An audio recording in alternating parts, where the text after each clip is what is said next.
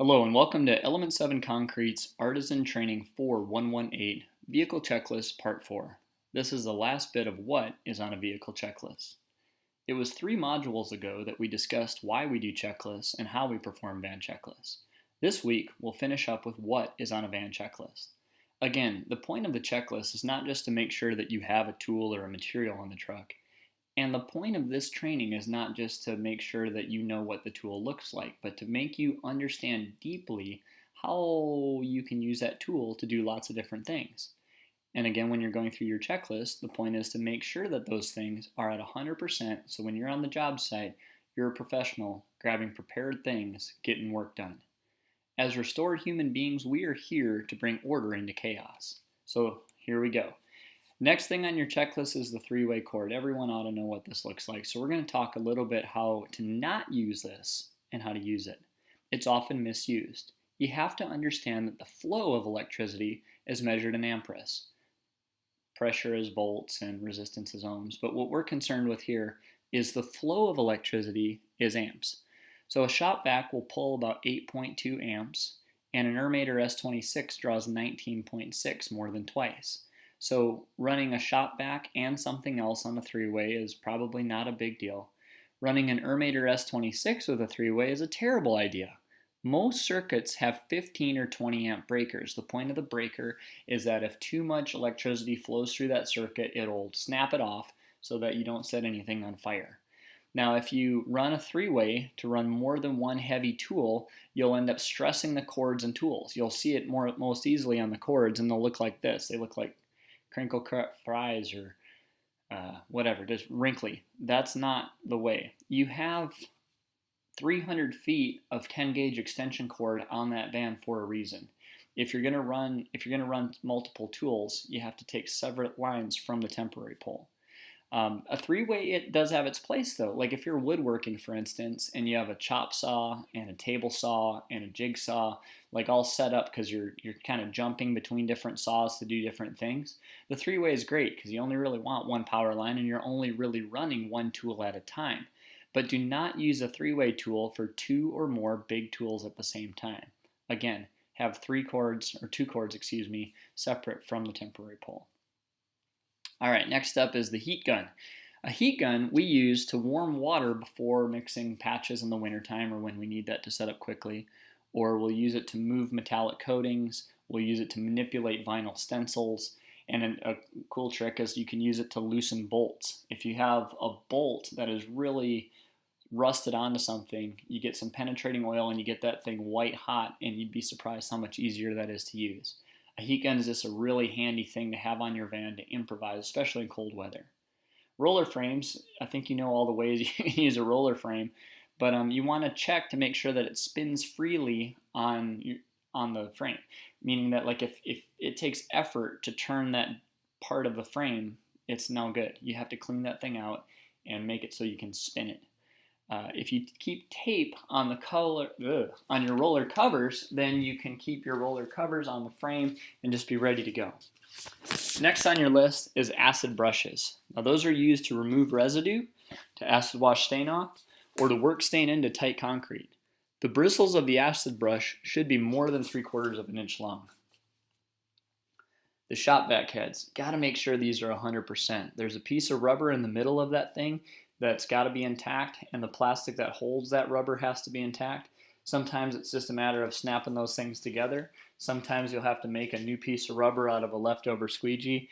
A lot of times you're just going to have to replace that squeegee head, but you need to make sure that you have 2 squeegee shop vac heads that are in good shape, because a big part of our job is pulling water, pulling slurry off the floor, and that's a key tool. Next is a 7-inch grinder. As discussed earlier, you should have 2 of those things, and those are what are used for running cup wheels. The 4.5-inch grinders are for diamond blades. And this is an example of common sense taken 10 years to arrive at. We burned up dozens of 4 and 4.5-inch grinders before it occurred to us, hey, maybe just run cup wheels on the big grinders. It's got the same arbor, it's no harder to handle when you're running a cup wheel. It's actually easier, and then you don't burn out those grinders. So there you go. The mixer.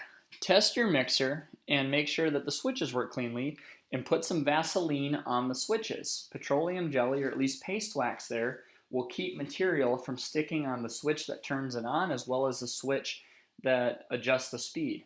When you're doing, say, a urethane mortar job, you're using that two-handed mixer and you're blowing and going. You've got 15 minutes from when you start mixing that stuff to when you have to put it down. So you might be working sloppier than you would otherwise.